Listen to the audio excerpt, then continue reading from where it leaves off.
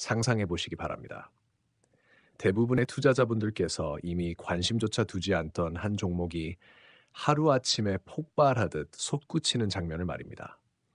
본격적인 이야기를 시작하기 전에 현재 시장 상황을 반영한 구체적인 트레이딩 전략이 이 영상 후반부에 포함되어 있으니 끝까지 시청해 주시기 바랍니다. 그리고 혹시 쇼츠로 보고 계신 분들은 영상 하단의 풀버전 링크를 이용해 주셔야 중간에 끊기지 않고 트레이딩 전략이 담긴 핵심 구간까지 이어서 들으실 수 있습니다. 많은 분들이 놓치시니 꼭 참고해 주시면 좋겠습니다. 클린 에너지 테크놀로지스, 즉 CETY라는 종목은 그동안 조용히 그리고 외롭게 시장 한 구석에 머물러 있었습니다. 주가가 겨우 1달러 언저리를 버티며 나스닥 상장 유지 조건에 간신히 매달려 있던 회사였습니다. 일일 거래량이 10만 주 수준에도 못 미치는 날이 흔했고 투자자들의 기억 속에서는 사실상 지워진 상태였습니다. 그런데 2025년 11월 25일 이 종목이 갑자기 폭발하듯 움직였습니다. 주가는 순식간에 120% 이상 급등하여 약 2.4달러 선까지 치솟았고 거래량은 무려 2억 주 가까이 터졌습니다. 평소 대비 거의 1000배에 달하는 변동성이었습니다. 마이크로캡 종목에서 이런 일이 발생하는 것은 극히 드문 일이며 단순한 우연으로 설명되지 않습니다. 기업의 서사가 근본적으로 바뀌었음을 의미합니다. 이 폭발의 직접적인 계기는 뉴욕주에서 확보한 약 1000만 달러 규모의 배터리 에너지 저장 시스템 계약입니다. 그러나 이 계약이 갖는 의미는 액수 이상의 무게를 지닙니다. 원래 이 업계에서는 한 회사가 의향서 단계에서 실제 계약으로 넘어가기까지 매우 오랜 시간이 걸리는 것이 일반적입니다. 보통은 타당성 검토, 전력망 연계 심사, 환경평가, 세부 설계, 자금 조달 협의 등을 거치며 수개월에서 길게는 수년이 걸립니다. 그런데 클린 에너지 테크놀로지스는 10월 초에 의향서를 발표하고 나서 불과 몇 주 만에 실제 계약을 따냈습니다. 이 속도는 비정상적입니다. 이는 내부적으로 상당 부분이 이미 준비되어 있었거나 고객 측의 시급성이 컸거나 아니면 프로젝트 자체가 진즉의 성숙 단계에 들어서 있었다는 뜻입니다. 어느 쪽이든 시장은 즉시 이 이례적 움직임을 읽어냈습니다. 하지만 이번 급등은 단순히 뉴욕 계약 하나에서 비롯된 것이 아닙니다. 클린 에너지 테크놀로지스가 어떤 길을 걸어왔는지, 어떤 기술적 기반을 쌓아왔는지, 그리고 어떤 압박과 어떤 기회를 동시에 맞이해왔는지를 함께 보아야 합니다. 클린 에너지 테크놀로지스는 1993년에 설립되어 산업 폐열을 전기 에너지로 전환하는 기술, 이른바 유기랭킨 사이클 기술을 주력으로 삼아왔습니다. 전통적인 증기터빈은 고온이 필요하지만 많은 산업 현장은 저온 또는 중온 폐열이 대부분입니다.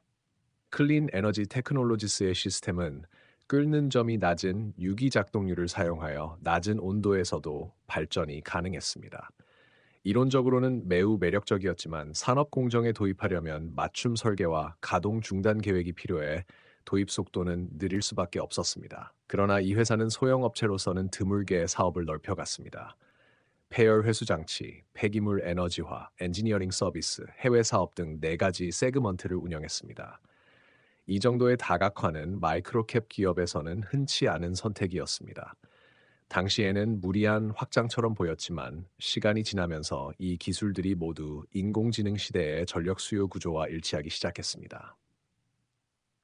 2024년과 2025년 사이 인공지능 데이터 센터와 고밀도 컴퓨팅 시설, 암호화 채굴 시설들이 기하급수적으로 전력을 사용하기 시작했습니다. 이 시설들은 24시간 안정적인 기저부하 전력이 필요하며 순간 부하 변동과 전력망 불안정성까지 대응해야 합니다. 태양광이나 풍력만으로는 충족시킬 수 없는 새로운 수요입니다.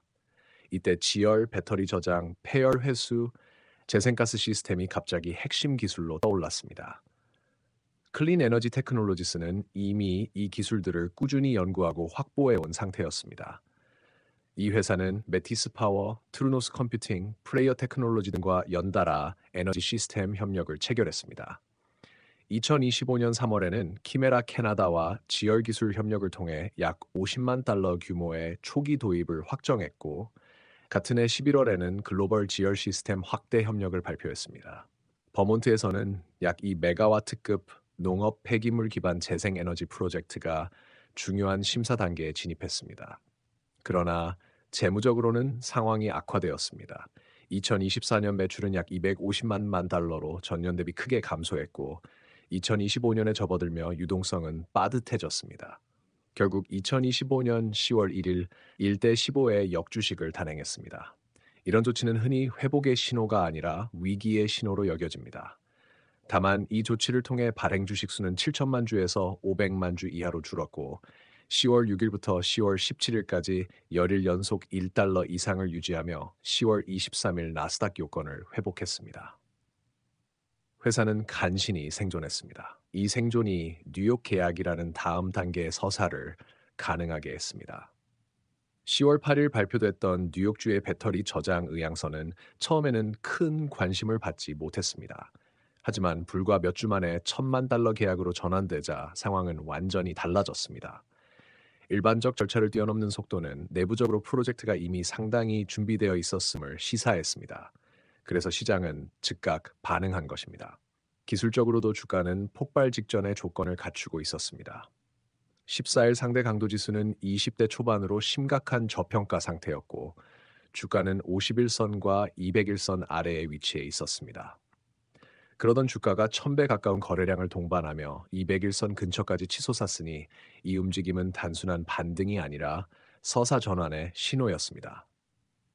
앞으로의 경로는 실행력에 달려 있습니다. 단기적으로는 변동성이 매우 크며 1.5달러 부근 조정은 자연스러운 흐름입니다. 2.5달러 부근은 단기 저항선 역할을 합니다. 중기적으로는 뉴욕 지역 추가 계약, 버몬트 프로젝트의 진전, 지열 프로젝트 실증 여부가 핵심입니다.